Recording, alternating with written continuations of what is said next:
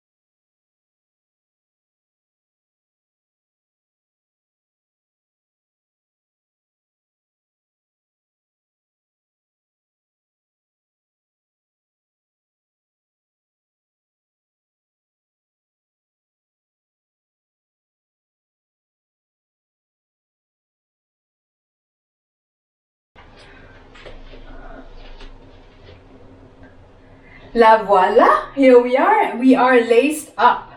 So I think that looks pretty sick, doesn't it? I am loving this silhouette.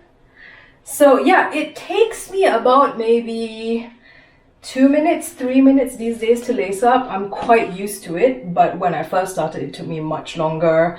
And also, a corset that is worn often will soften up as well, and it will become more comfortable and easier to lace up as it becomes more like it forms to your body and everything.